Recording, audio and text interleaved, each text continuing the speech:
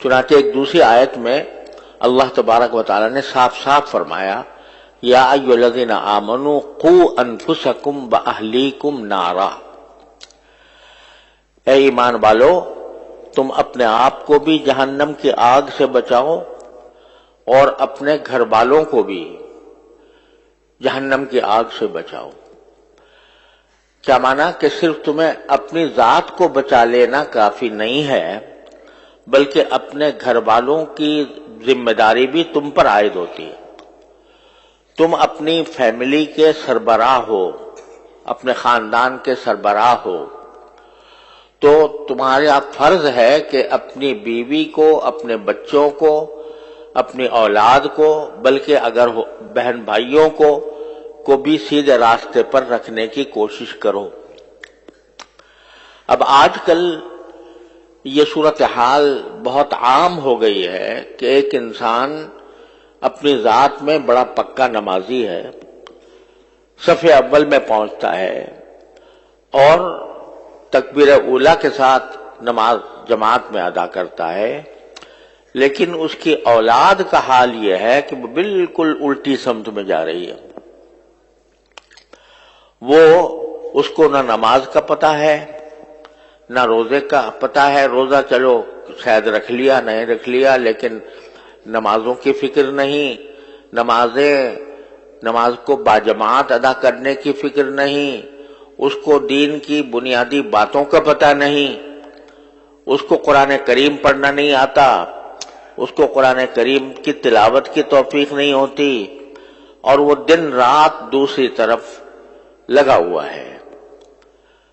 لہو و لعب میں، کھیل کود میں، اور اس کو ایسی تعلیم گاہوں میں اس کی تربیت ہو رہی ہے جہاں دین کا کوئی نشان نہیں ہے۔ آج ایک نہیں سینکڑوں مثالیں میرے سامنے آتی ہیں کہ بڑا نیک لوگ ہیں اور اپنی ذات میں نماز بھی پڑھتے ہیں، روزہ بھی رکھتے ہیں، حج بھی کرتے ہیں اور تبلیغ میں بھی وقت لگاتے ہیں، لیکن اولاد کی طرف دیکھو تو وہ دوسری طرف جا رہی ہے اور اس کو دین کا کوئی ہوش نہیں ہے، کوئی پتہ نہیں ہے۔ وجہ کیا ہے کہ جو ایک انسان کے ذمے اپنے اولاد کی تعلیم و تربیت کی جو ذمہ داری ہے اس کا احساس نہیں۔ وہ سوچتے ہیں کہ بھئی ہم نے تو اپنا کر لیا، اب یہ نئی نسل ہے، نئے بچے ہیں، نیا ماحول ہے، یہ دنیا کے معاملات کے اندر یہ جانے اور ان کا کام جانے، اس کی طرف توجہ نہیں ہوتی۔ نتیجہ یہ ہے کہ مثلا آج کل اس بات کو بڑا معیار فخر سمجھا جاتا ہے کہ ہم نے اعلیٰ تعلیمی اداروں میں ان کو تعلیم دلوائی ہے، ایسے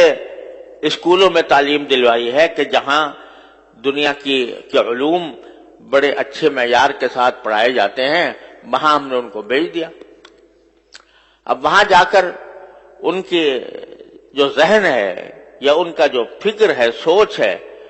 وہ بالکل مختلف راستہ اختیار کر لیتی۔ لوگ بڑے فخر سے کہتے ہیں کہ بھئی میرے بیٹے نے جو ہے وہ فلاں ڈگری حاصل کی ہے، اس کے اندر نمایاں پوزیشن لی ہے اور اس کو اسکالرشپ دی گئی ہے اور اس کی اسکالرشپ کے ذریعے اس کو باہر بھیجا جا رہا ہے۔ بے دھڑک اس کو ایک اعلیٰ فخر کی بات سمجھ کر اپنی اولاد کو باہر بھیج دیتے ہیں، اور باہر بھیجنے کے بعد وہ اولاد پھر بعد میں خود روتے ہیں کہ یہ ہمارے ہاتھ سے نکل گئی۔ ایسے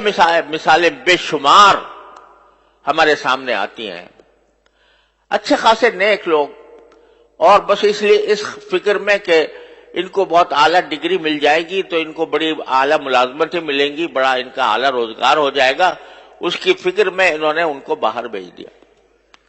اور باہر حیرانی ہوتی ہے کہ تہجد گزار لوگ صرف لڑکوں کو نہیں، اپنی بیٹیوں کو تنہا بھیج دیتے ہیں دوسرے علاقے میں، دوسرے ممالک کے اندر، اور وہاں جا کر وہ